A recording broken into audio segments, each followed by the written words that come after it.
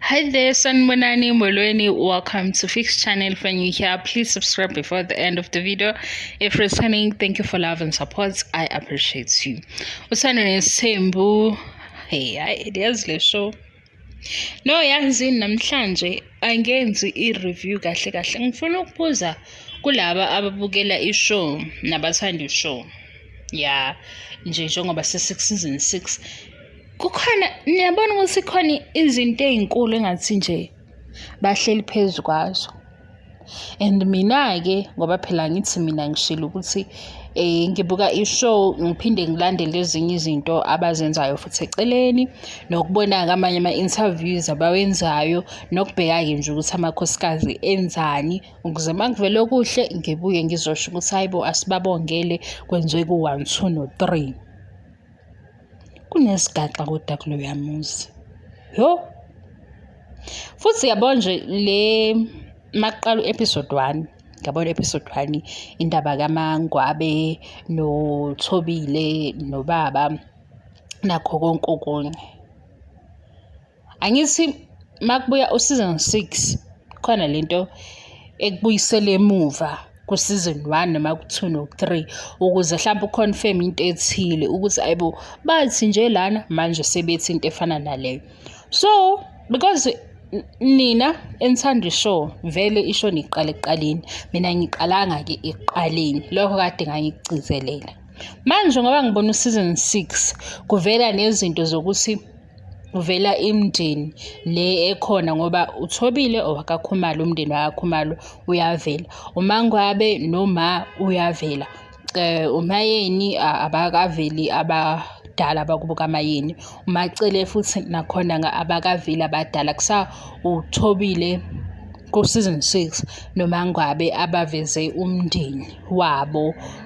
Yeah, so kunento ukuthi ke okay sekunama in-laws manje, mase kuba nento ukuthi kushadwe kanjani, mase kuba nento ukuthi bafika kanjani ke sesibalayo. Ngithi phela ngesikhathi befika bona abasitshelile mayiqala ishow basichazelile ukuthi mina nguMangwabe, ngaba umngani noThobile, ubaba Mseleku wangazisa kuThobile ngaba umngani. So uThobile mayeshada kwabalula ukuthi mina mangifika vele ngifika kunomngani wami phambili, kodwa i-friendship yabo iqalwe uMseleku. Ngiyayibona naye le inesigaxa sakhona ukuthi phela ngithi masiyabantu silalela into mase sibuka ngamehlo angafani, ngoba phela ukulalela kunendawo yakho, ukubukisisa kunendawo yakho, nokufunda umuntu nento ayishoyo ukuthi hayibo kahle kahle uthini, usho yona lento noma usho kunye, kunendawo yakho. So ile friendship yamaKhumalo noMangwabe nayo nje isigaxa ngokwayo kahle kahle, mase sihleba isigaxa nje nayo ngokwayo. Phinde kubeke ile friendship ya Makhumalo nomama lo nomunye singamazanga because wadlula emhlabeni, esinye futhi isigaxa leso. Mase kuthi ke nobaba Mseleku phela because uye owenza kube khona lobu bungani. Lobu bungani buqala ngaye kahle kahle. Shuthi nje angithi ngayisho lento before, enye friendship iqala ukuthi niyahleba, uthola ukuthi hawu khona nje usise esontweni wena olobe kuthululela indaba uzogcina usunamathele kuyena seyiqalile i-friendship yenu. Enye hawu niyafika e-university Nkosi yami nani niyasaba ukuthi bazonifikisa nokujwayela indawo, unamathele kwintombazane obonayo ukuthi hawu le inenhliziyo mhlawumbe engathi ungahambisana nayo, uyayibona nje ukuthi hawu ingane le iyaphila, nijwayelane iqala i-friendship. Umsebenzi omusha nawe usufika akwamukele kahle omunye kuqale ubungani. Ubungani nje buqala izinto eziningi, nakhona la ku-social media iyenzeka nje into efana naleyo, uthola ukuthi hawu wena nobani benilobu nje naye ethanda izinto oyibhalayo, into efana naleyo nje ibe khona lento ayithandayo ngayo, mhlawumbe ugqoka kahle, istayela nani nani, iqale-ke i-friendship hawu nize ngempela nizwane kube mnandi nisupportane. But lana i-friendship yakhona iqalwe i-boyfriend ngoba ngalesa sikhathi bobabili basho ukuthi babesayintombi. So mabeyintombi nangubhuti uthi uMakhumalo ke ubhuti mayefika kuye ufika ubhuti nje akashadile. Lokho-ke wakusho ku-season 1, waphinde wakusho kwi-interview le engizoyifuna futhi nginifakele yona, ukuze mangisho into ningavele wena ezinye izinto uyayiqambela nje. Khona enye interview yaMakhumalo, hhayi le ayenza noMangwabe wakuzala, khona enye le nje wayikhuluma ukuthi kahle kahle i-polygamy i-choose yena akayichuzanga. Ake samlalela-ke uMashobane sathi uthini mayethi i-choose yena akayichuzanga, ngoba phela manje siyazi ukuthi yena ufike sekushade omama ababili noma abathathu. Noma ngithi ababili, yazi ngithi kunesigaxo sinjani la, why ngithi ababili? Because uMakhumalo ngithi ubehleli no-wife lo esingamazanga, singayazi ukuthi leyo period beyingasiphi isikhathi. And ngaleso sikhathi mawukuthi ubengakabuyi uMayeni, ngoba phela kuyavela ukuthi uMayeni bacela ubaba omdala angenelele kulolu daba ukuthi hayibo uMayeni akabuye ngoba fanele ukuthi agcine naye eshade kaMseleku. Angithi unumber 2 ubesakhona, uMakhumalo naye umngane unumber 2. Futhi uMakhumalo ehlala-ke no-number 2 lo ongasekho. Ubaba Mseleku ngapha uney'nhlelo zokuthi uMayeni akabuye. Uyabona into ubaba uMayeni, lona sengithi ubaba uMayeni, sorry. Niyibona into ubaba uMseleku ayenza kuMayeni? Unomamkhulu osalile ngesikhathi uMayeni ehamba. Eyishiya phela indaba yokuthi manje sezovele abe unkosikazi wokuqala kade nephupho lomshado wakhe nje nobaba uMseleku bobabili, because uyayisho uMayeni lento enganqinisi kwakufanele ukuthi kube yinto yethu zobabili.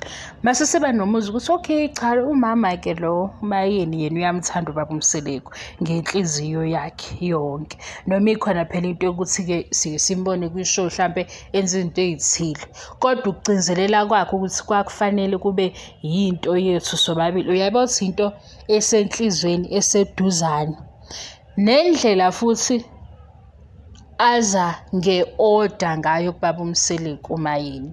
Kuthathe nje ukubeke lokho ukuthi ubhitha mhlawumbe ufuna ukubonakala engcono, unalento lokuthi izinto uyifuna ayiqonde mayikhuluma naye. Siyakubona lokho kwabo nje, lokho kuba ukushisa namagama akabuye alumele sithi awu kodwa leli gama wayengasebenzisanga elinye igama lizwakali kahle, kodwa ikhona lento yokuthi ufuna i-order.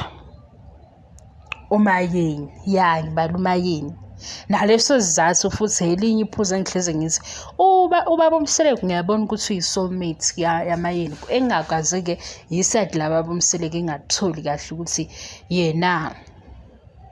So uma uncenga uMayeni uyahamba uyakhuluma nobaba esimbonile manje ku-episode 3, kanti futhi ubaba lo wayekhona emshadweni kaMacele. Yazi ukuthi why ngikubonile lokho ukuthi wayekhona emshadweni kaMacele? Ubaba uMseleku ushilo ukuthi ubuye ubaba owama phambi kwabantu emshadweni kaMacele wabatshela ukuthi njengoba nje uMacele eshada uyeza futhi omunye unkosikazi. Ngathi cha kulo mndeni bakwethu, kanti why ngosuku lwaMacele lomshado kumnandi? Sengiyakhumbula uMacele ngalola suku lakhe lomshado kwaba khona into enomsindo. Yilapho kokuvela khona ubaba lo enizombona ku-episode 3, uMseleku efonela ubaba esho ukuthi yena wazi ukuthi umakoti uhleli endlini, so akayazi leyo msindo eyenzakalayo nokuthi umakoti uphandle. Waphendula wathi ubaba uMseleku akafuni ukukhuluma kakhulu ngoba uyamazi ubaba lo omdala, uyazazi izinto zesintu, so akazi ukuthi kwenzakalani ngapha esayidini likaMacele. Ngalesikhathi nje uMacele nabantu bakubo bengabonisani kahle, ezethi angazi ama-t-shirt anjani, angazi nje kwayikhona nje wazi waba-emotional. Kwaba khona umama omngenisa endlini. Lo baba kowaye-communicate noMseleku ngaleso sikhathi yilo baba owahamba waya kuMayeni wamtshela-ke ngendlela amtshela ngayo ukuthi kulela khaya kufanele ukuthi ube khona, kulela khaya bayakudinga. Ngapha Mseleku futhi uno-wife number 2 ohleli ne-girlfriend uyazi futhi ukuthi uMayeni akasithandi isithembu because akaze kube yinto yena ayicabangayo. Umseleku owaqale wathi kwelinye lamabhuku isithembu kwaba yinto ehambisana nesiphiwo sakhe. Angazi noma isiphiwo sokuba umthandazi noma isiphiwo sabantu abadala. Mase silalela ngoMacele wathi isithembu kwaba ukuthi kufuneka umndeni omkhulu ozoba nezingane ezu-20, kufuneka nje okuningi. Yingakho ubaba Mseleku kwesinye isikhathi mayethi uma lamakhosikazi anawo awu-4 ehamba kuyosho ukuthi uyobuhlulekile kubantu abaphambili or abadala because umyalelo wabo. Phela siqale kanjalo singakamazi kahle ubaba Mseleku la ebenza khona ama-interviews ahlukene namabhuku ebhala ngaye. Ngiyayikhumbula nje le yayithi 1 man 4 happy wives. Ngizoyibheka-ke nayo ukuze nginike nayo futhi le engiyichazayo. So manje i-vision iphuma ngokuthi kwikhaya hlampe la kaMseleku makube nomndeni omkhulu ukuze kube le goal yenzeke umndeni omkhulu makube namakhosikazi amaningi. Ayibeke-ke leyo ndaba-ke kuMayeni obekhona ngaleso sikhathi because leyo ukuthi ufikile nomyalelo womshado kuMayeni ile eyenza ukuthi abantu-ke mase bethi shuthi uyena oyi-first love noma ethe ubaba Mseleku waba yi-girlfriend yakhe qala before amakhosikazi akhona. Mase kuba nomuntu othi why sikhuluma into engekho. Ubaba Mseleku mayevela kwi-TV show yabo nomndeni into yokuqala nje ayisho echaza ngamakhosikazi wachaza i-behavior yawo. Okwesibili wachaza ukuthi wahlangana nawo kanjani. 3 wasechaza ukuthi kwenzeke kanjani uMacele abe u-first wife kodwa efike after uMayeni. Mayechaza leso sizathu uthi ikhaya lakaMayeni nenkolelo yabo ukholo labo alihambisani nesithembu. Okwabanzima-ke manje ukuthi mase befika kwisigaba sokuthi bafuna ukushada bamukele abakaMayeni isithembu ngoba isonto labo or inkolelo yabo or ukukholwa kwabo akuhambisani nesithembu. Kuza kanjani-ke manje ukuthi omunye athi shuthi uyi-first love noma omunye athi musani ukukhulumela ubaba Mseleku nithi wathi uyi-first love ebethe uyi-first girlfriend. Kanti sithando sami i-girlfriend yini? Ngoba phela i-girlfriend nawe ma uyi-girlfriend ngokweqiniso phela hhayi lokho okunye kube kwenzeka kube umdlalo. Sifike kube umdlalo i-girlfriend niyazana nithandane kodwa mase kufike kwi-level yokuthi ubhuti asho ukuthi njengamanje ngizodinga ukuthi siphile impilo enje. Selingenile uthando lapho. Uyayizwa le? Selingenile uthando lo muntu usenamathele kuwena useyabona futhi isidingo sokuthi-ke wena naye ningakwazi ukuphilisana iminyaka eminingi ndawonye.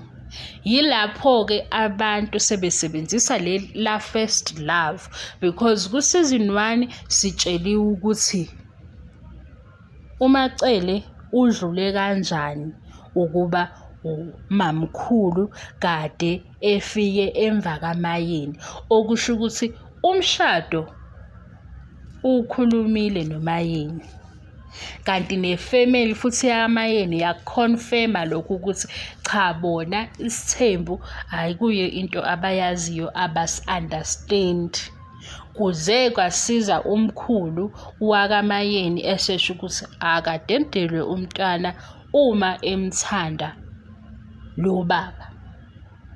Kanti nomnikazi wendaba oyi-polygamist la okuwuyobhala le story uThando Nes'thembu, because siyabona ukuthi leli side le show esilibukayo uThando Nes'thembu sibuka iside likababa Mseleku. Ngizokutshela ukuthi why.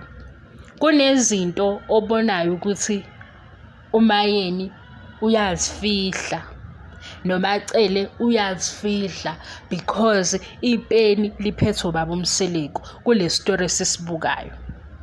Kanti mangathiwa nje kuyenzeka sikuthiwa izintambo ake zinike uMacele, mina ngibona ukuthi amatafula angaphenduka amatafula, because noma uyilandela ihamba ilishiye iqiniso nesintu futhi sisale emuva kakhulu. Mase kusala ukuthi phela manje asihloniphe umndeni, sihloniphe abantu, sithathe lento le abathe yiyo le esizoyenza ukuthi abantu beyibuke.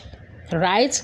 Because mabefika neshow bashilo ukuthi i-purpose ye-show ukwenzani, yini abafuna ukuyifundisa abantu, futhi lokhu kuzosiza kuphi ku-1 2 3. Ukunalokho lokho abakusho ukuthi i-purpose ye-show abantu bazosizakala, kwenzeka i-opposite. Mase-ke sekwenzeka i-opposite, kwabonakala ukuthi hayi ishow futhi manje sesizoyibuka nje ukuthi siyayithanda, zvele sikuthathe njengokuthi nje ikhona for entertainment, because masingathiwa akuhlala abantu abahlaziya izinto ezithini abazibekile, bazosho nje ukuthi hayi iyawuphika umqhakazo. Ngiyasithanda izulu kodwa singesasala. Right-ke, njengoba-ke bayithatha le decision, bahlala phansi baxoxa konke lokhu, kwaba khona incwadi kuqala la sithole khona ukuthi incwadi eyakhe umbono we-TV show. Mase kune-TV show, i-TV show angeke iziphumelele ngaphandle kwama-viewers. Nibonile nje makufika i-COVID, amanye ama-TV shows esho ukuthi hayi sebeyagcina ukushutha ngama-challenges abebe nawo. Baningi-ke futhi nabanye siyesiza ukuthi basebenzisane kahle, ekugcineni abantu mase bengasakhokheleki kahle, singazi noma mhlampe inkinga kusuke kuyinto ye-viewership. Nani umuntu-ke mase yaqala-ke sekhipha ama-5 seya-expose ukuthi kwenzakalani. Angeke ibe successful i-TV show ngaphandle kwababukeli, ngaphandle ko-fix, ngoba nami kumbukeli. Basi mina ngoba ngiyayibuka-ke i-TV show, sengiyayilandela nami abantu sebenza ukuthi ngiyithande le show, ngayijwayela, ngithi hawu ake ngiyihlebeke lento esiyibuka laphaya kumndeni lo waseMzumbe. Abuye-ke umuntu azothi kimi yey'ndaba zabantu,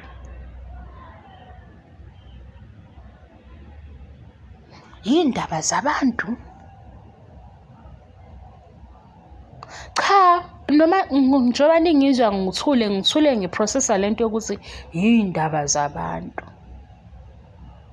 Hawu, yazi ngempela nami ngihleli ngiy'buza ukuthi umuntu uma ethi yindaba zabantu usho kanjani?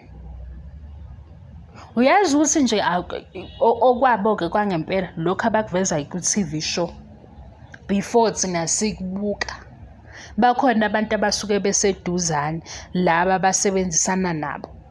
Ngisho lawo Mayeni esekhuluma esiyedwa la nje nimbona khona ekhala, ukhona osuke embona ngaleso sikhathi before thina, kodwa wena uthi indaba zabantu. Mabeshutha nje into ye-privacy ayisekho, ngoba sekwenziwa umsebenzi we-TV show. Lo msebenzi we-TV show ozogcina uvela ku-TV mase siyabuka. Kunabantu lapha abazofika belungise indaba yokugqoka, kunabantu abazofika belungise i-makeup, kunabantu abazolungisa ukuthi bahleli kahle, ikhamera mabehleli kanje izokwazi ukukhipha isithombe esihle. Isisikhiphile futhi isithombe esihle ikhamera, kunomunye futhi ozofika ethi ayi sisilungise lesi sithombe sibukeke kanje.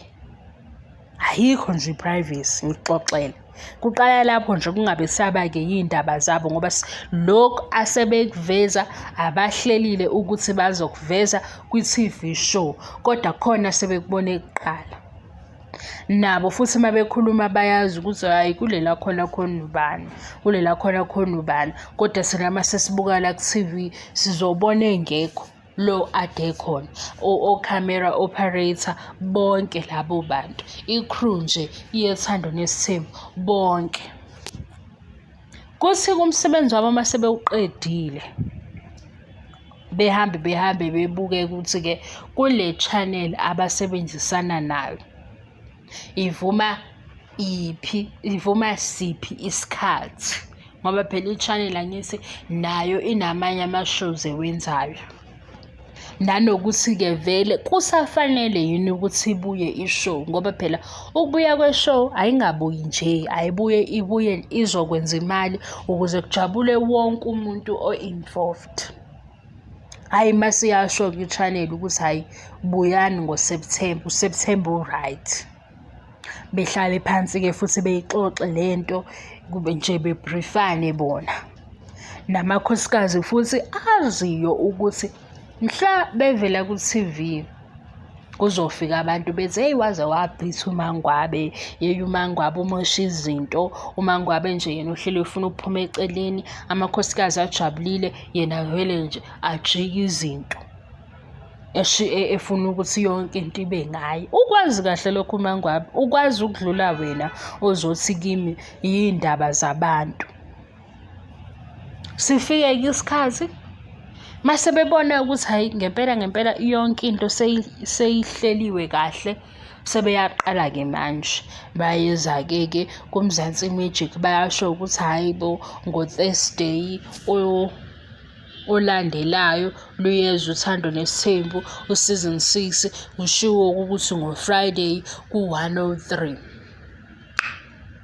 Hawu, sihlale-ke manje sesihleli-ke silinde uNoye-ke, sihleli-ke silinde abakaMseleku, sesifuna ukubona amakhosikazi senkile, sifuna ukubona i-makeup, sifuna ukubona ney'ngane ukuthi sey'khule kanjani. Nakuba nje ngingathandi ukuthi iy'ngane ziyavezwa, kodwa-ke ngoba bayayiveza-ke ayikho into esizoyithini, i-decision yabo njengomndeni.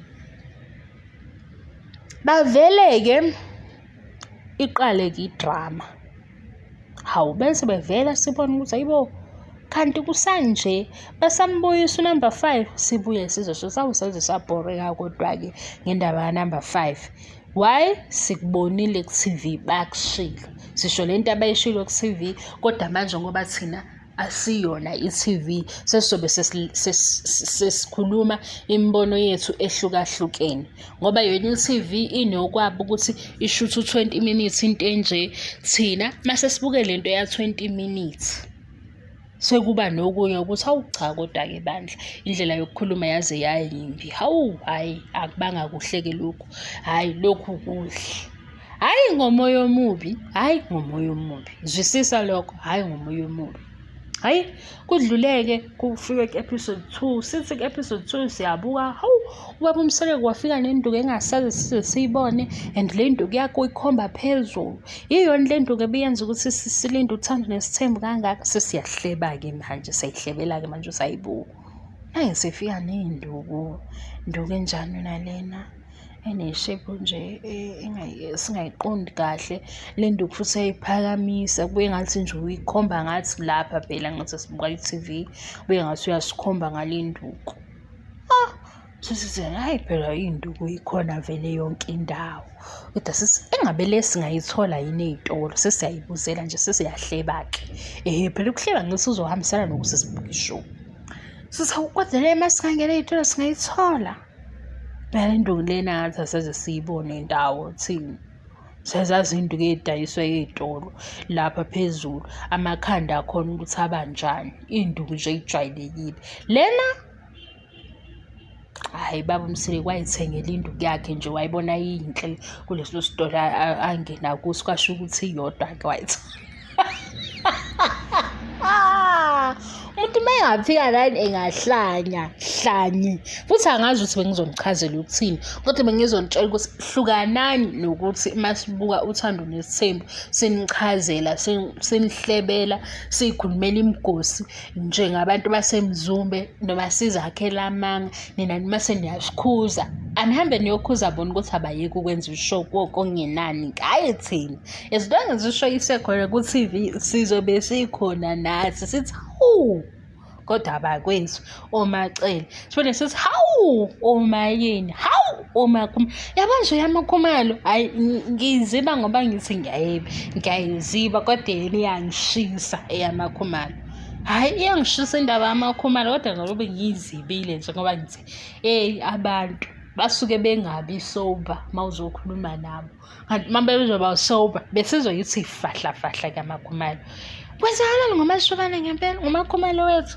hayi angazi ukuthi ngizanke ngayiqalaphi ngisadidekile kwanawe uma sithi omunye hayibona kusudideka ngendaba zabantu engidideka ngalokho abakusho kwishow hayi ngendaba zabo indaba zabo angizazi ngempela ngixoxele nami ngenzeka nje ukuthi khona manje basendleleni baye ehotela ngenzeka nje futhi singalola suku sibona uMayeni engekho right ekhala babephuza itiye nobaba Mseleku into efana naleyo ngoba phela sebashutha baqeda yikho ke mase nixabana ngibe ngithi mina hayibo mhlawumbe uyadrive nje uhambisa ingane eBhishi uhamba nayo ubaba Mseleku lo esimthukayo thina ku social media kuyicabanga le mhlawumbe nje babhizi bayokwenza izinto zabantu abathandanayo le endaweni ezimnandi ezinhle lezi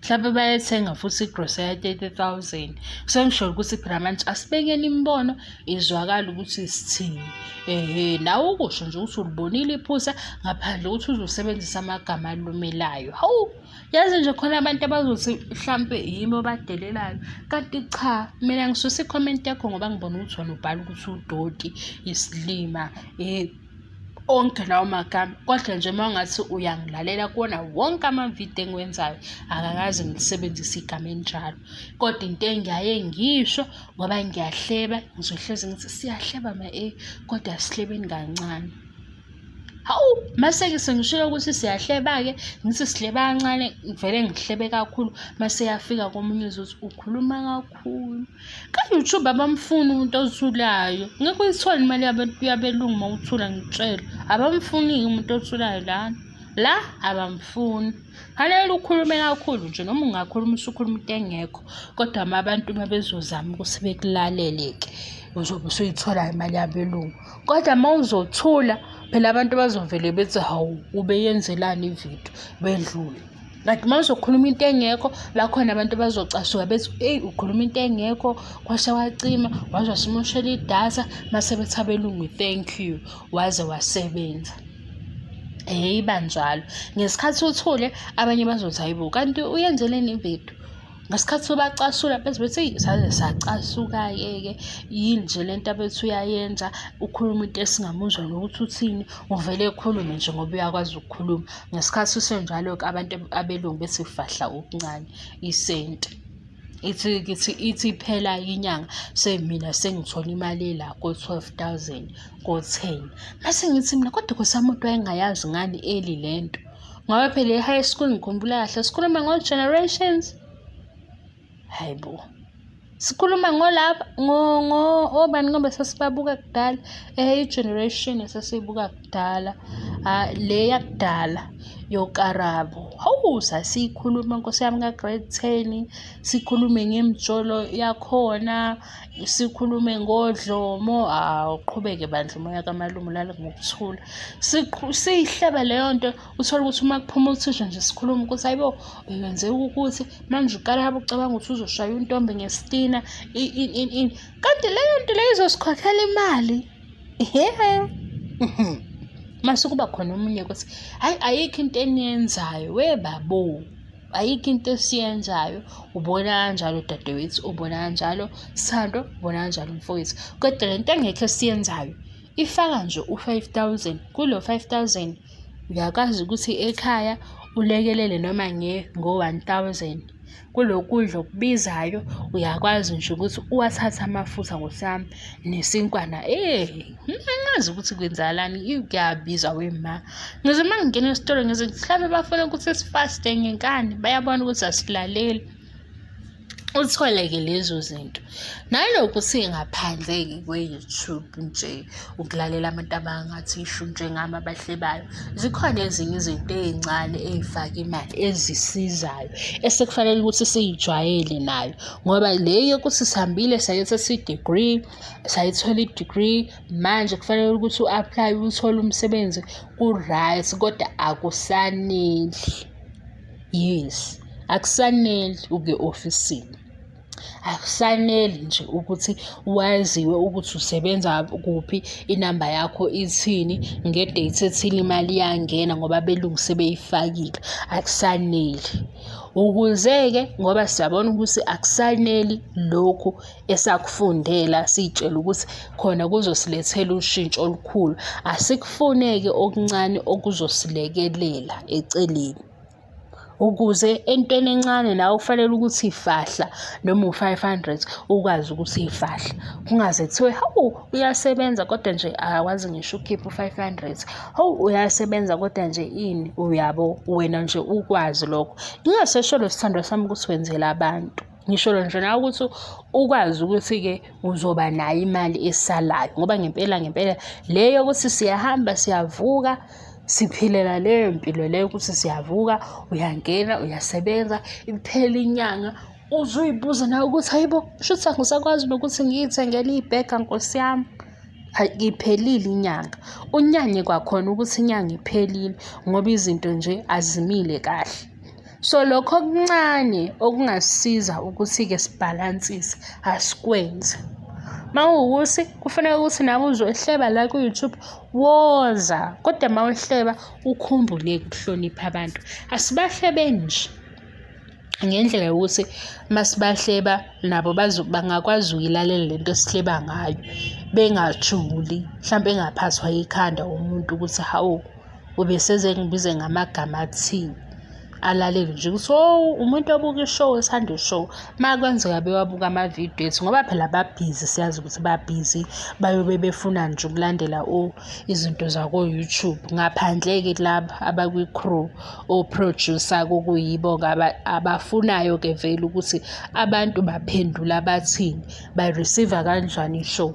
Lowo-ke vele unawo umsebenzi wokuyenza i-research ukuthi hayibo, njengoba uqala nje u-episode 1 no-2 no-3 abantu bathini, okusho ukuthi siyawina. Ya okunye nokunye-ke ayi nami angisazi nkosi yami. Nibe right kodwa, nibe right bafethu. Ngiphatheke kabi nje namhlanje ukuthi-ke nje le nto lezi ndaba ey'julile ngingathanda ukuthi zikhulunywe yimi.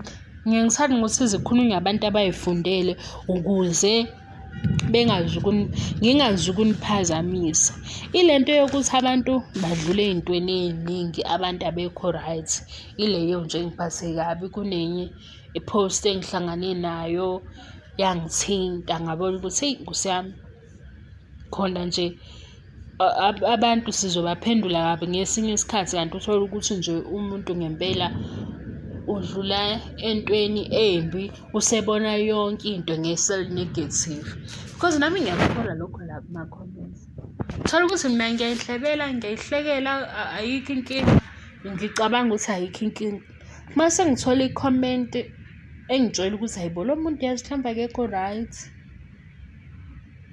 Kuyafana futhi noma ngibona ukuthi akekho right, ngizomsiza kanjani ngoba angazi izinto ey'fana naleyo. Yikho nje ukuthi ngiyathemba ukuthi ni-right, manje khona izinto ezinihluphayo nilifuna usizo, lukhona usizo nakhona la online. Bakhona futhi nabantu ongakwazi ukuthi ukhulume nabo bakulalele, bakusize. Nokujima futhi kuyasiza noma ukujima nami ngiyavilapha, kodwa odokotela behleze bengitshela ngakho ukuthi ukujima kuyinto e-right, uku-exercise kuyinto e-right. Nami ngiyakusho ngoba ngitshelwe odokotela. uma bengitshela ukuthi akufanele ngijime, ngiyakusho nami ngoba ngitshelwe odokotela, kodwa uma ngakhuluma iqiniso mina ngiya-give up-a ngesinye isikhathi. Ngibe ngicasula ukuthi lo ozongisiza ukuthi ngiyajima ngijime kahle uvele edle konke lokudla athi angingakudli, ufika nakho-ke umbona usephethe ama-chips, usengimelela umele nama-chips. Ngithi hayi bo, imfundiso enjani le? Uthi mina ngingawadli ama-chips kodwa uwaphethe. Hawu, kuthi isikhathi nangu umuntu futhi sephethe ne-chocolate. Ayi, vele ngiba sishuthi phela yimi ongafanele yizinto ezimnandi, angazi. Kodwa uma ngimbheka-ke lo wabhudayo yena usesebenzile emzimbeni wakhe, kodwa iyangicasula into ayenzayo ngoba ufike ethi siyajima-ke fix. Hawu, sibe-ke ready ukuthi siyajima. Kungapheli nje imizuzu emingaki nasi evula ama-chips. Mina njalo lapho i-list anginike yona ukuthi angawadli ama-chips. Ngize ngisengiyambona naye futhi enye into ethi singayidli lapha phansi useyayidla. Hawu, usawuthatha uchocolate futhi, kanti wayena engaziphathi kahle phambi kwami ukuze nami ngizoziphatha kahle. Ngibone ukuthi hayi shuthi-ke kumele ngimshintshe noma kanjani into efana naleyo. Khona lokho bengimxoxela ukuthi odokotela nabo bathi njengamanje njengoba nje izwe lingaqondakali nokujima kuzosisiza kwezinye izinto. Bebengitshela nje ukuthi hhayi nokujima nakho kuyadingeka, nani niyakudinga.